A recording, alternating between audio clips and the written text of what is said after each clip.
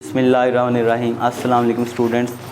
कल लास्ट जो लेक्चर था हमारा प्रीवियस लेक्चर फ़िज़िक्स का एफएससी पार्ट 1 का, उसमें आपने क्या पढ़ा था कि वेक्टर्स को ऐड कैसे किया जाता है और आपने ये पढ़ा था कि वेक्टर्स को सब्ट्रैक्ट कैसे किया जाता है। एक वेक्टर में दूसरे वेक्टर को कैसे जमा करते हैं और एक में से दूसरे को कैसे माइनस करते हैं, निकालते हैं। आज आप ये पढ़ेंगे कि एक हमारे पास वेक्टर हो, उस वेक्टर के साथ अगर आपने किसी स्केलर को मल्टीप्लाई करना हो, क्या करना हो, किसी स्केलर को मल्टीप्लाई करना हो, तो उससे फिर क्या असर पड़ेगा आपके वेक्टर के ऊपर। सपोज करें आपके पास एक वेक्टर है, ए वेक्टर है, चलें इसके ऊपर हेडिंग दे लें मल्टीप्लिकेशन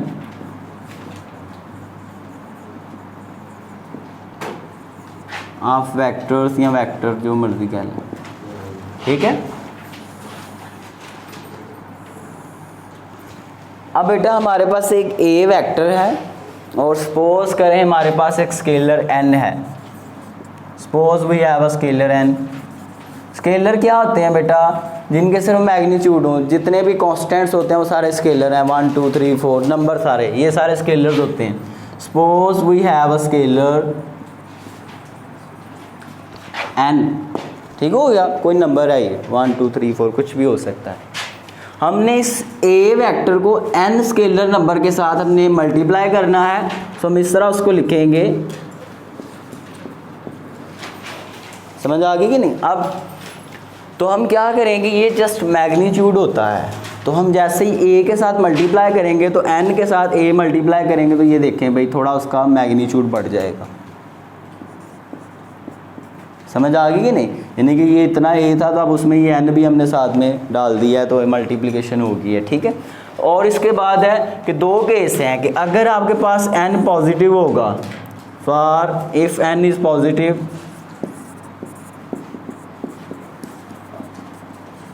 तो फिर तो ये केस होगा भाई n कोई पॉजिटिव नंबर हो 1 2 3 4 इस तरह से।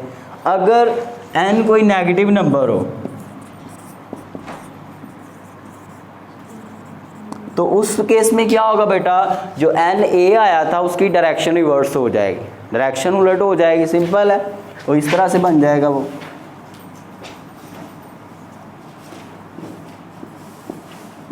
समझ आ गई कि नहीं?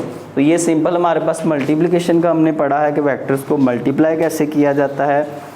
उसके बाद नेक्स्ट हमारे पास है भाई यूनिट वेक्टर क्या होता है। क्या टॉपिक का नाम है? Unit vector.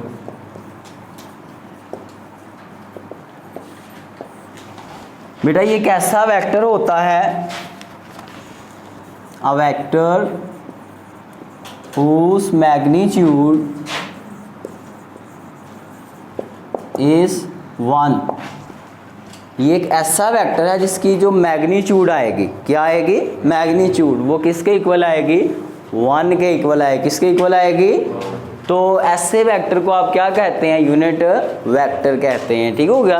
बेटा इसको जो रिप्रेजेंटेशन इसकी होती है या इसको रिप्रेजेंट किया जाता है वो कैसे किया जाता है भाई? इसको n इस तरह डाल के उसके ऊपर इस तरह कैप ये हेड डाल दिया जाता है, ठीक हो गया। तो n लेटर से भी उसके ऊपर कैप डाल के इससे भी आप रिप्रेजेंटेशन इसकी कर सकते हैं, या r भी यूज़ होता है इस तरह से। कोई भी लेटर आप यूज़ कर लें, उसके ऊपर आप हेड इस तरह से कैप डाल दें तो वो क्या बन जाएगा? यूनिट वेक्टर बन जाएगा, ठीक हो गया। और इसका बेटा हमारे पास फार्मूला क्या होता है? सिंपल इसका फार्मूला है कि अगर हम देखना चाहते हैं, सपोज करें हमारे पास एक यूनिट वेक्टर a है तो वो किसके इक्वल होगा? उसका बेटा जो हमारे पास होगा उसकी वेक्टर फॉर्म और उसका जो मैग्नीट्यूड है। मैग्नीट्यूड किसी भी वेक्टर के मैग्नीट्यूड को आप इस तरह से लिखते हैं, ठीक हो गया भाई। तो वेक्टर फॉर्म और मैग्नीट्यूड, इन दोनों को अगर आप डिवाइड करें आपस में तो आपके पास क्या आएगा? एक यूनिट वेक्टर आएगा, ठीक हो गया भाई। तो इस तरह से आप ए वेक्टर का यूनिट वेक्टर फाइंड कर सकते हैं। तो ये हमारे पास इसका बन गया भाई फार्मूला। अब उसके बाद है जो आम तौर पे कॉमन यूनिट वेक्टर्स इस्तेमाल होते हैं भाई। अगर हमारे पास 3 डायमेंशनल हो कोऑर्डिनेट्स, आपका सिस्टम जो है कोऑर्डिनेट सिस्टम, तो ये एक्स एक्सिस ये वाई एक्सिस और ये जी एक्सिस, ये आपके पास ओरिजिन है। याद है ना, हम 3 एक्सिस यूज़ करते हैं अगर आप 3 डायमेंशन में देख रहे हैं अपनी चीज़ को। अब तो बेटा इस केस में जो x होता है, इसके लिए जो यूनिट वेक्टर होता है for x y and z we use, हम 3 इसके यूनिट वेक्टर यूज़ करते हैं i j and k respectively.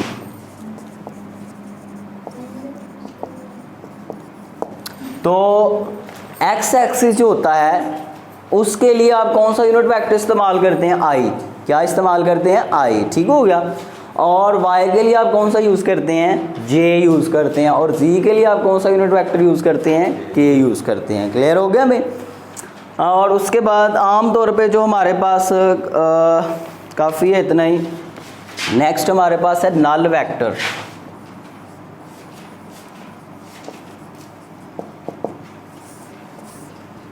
तो नल वेक्टर बेटा एक ऐसा वेक्टर होता है जिसका जो मैग्नीट्यूड होता है वो 0 के इक्वल होता है। A vector whose magnitude is equal to 0। Null का मतलब ही आपको पता है, खाली 0। ठीक है, क्या कहलाता है, इज कॉल्ड नल वेक्टर। तो ऐसा वेक्टर जिसका मैग्नीट्यूड 0 के इक्वल हो उसको आप क्या कहते हैं, नल वेक्टर आप कहते हैं। और ये कैसे आप निकाल सकते हैं, अगर किसी वेक्टर को उसके नेगेटिव में ऐड किया जाए।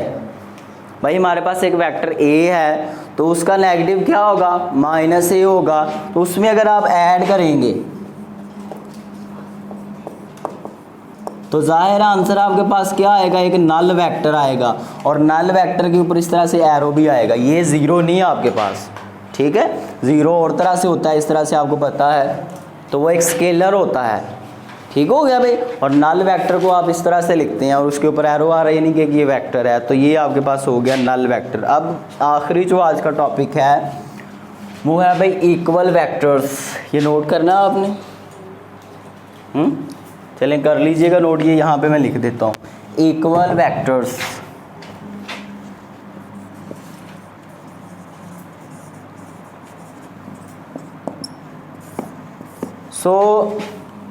दो वेक्टर्स हो हमारे पास, उनको आप तब एक दूसरे के इक्वल रखेंगे, या दो वेक्टर्स को तब कहेंगे ये एक दूसरे के इक्वल हैं, जब दोनों का मैग्नीट्यूड और दोनों की डायरेक्शन भी सेम हो। क्या हो, दोनों का मैग्नीट्यूड भी सेम हो और दोनों की डायरेक्शन भी सेम हो। मिसाल के तौर पे मेरे पास एक वेक्टर है, ये वेक्टर है भाई ये, ठीक है। और एक और वेक्टर इधर देखें भाई, देखें दोनों का मैग्नीट्यूड सेम नहीं है और दोनों की डायरेक्शन भी सेम है।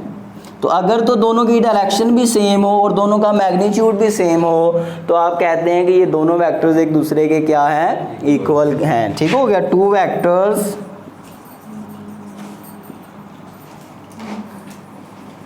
Are said to be equal if they have equal magnitude and same direction। समझ आ गई कि नहीं। अब ये भी हो सकता है कि आप स्टार्टिंग पॉइंट दोनों का सेम ले लें, ये दोनों एक ही सेम पॉइंट से स्टार्ट हो रहे हैं, ठीक है। आप ये भी कह सकते हैं कि एक यहाँ से स्टार्ट हो रहा है, स्टार्टिंग पॉइंट डिफरेंट भी हो सकता है लेकिन दोनों का मैग्नीट्यूड सेम होना चाहिए। समझ आ गई नहीं, यहाँ से स्टार्ट हो रहा है, यहाँ से स्टार्ट हो रहा है, कोई फ़र्क नहीं पड़ता, बस दोनों का मैग्नीट्यूड सेम हो। क्लियर है जी। और इसके अलावा ये हमारा आज का टॉपिक था जिसमें आज हमने क्या क्या डिस्कस किया है। आज हमने मल्टीप्लिकेशन ऑफ वेक्टर डिस्कस किया है।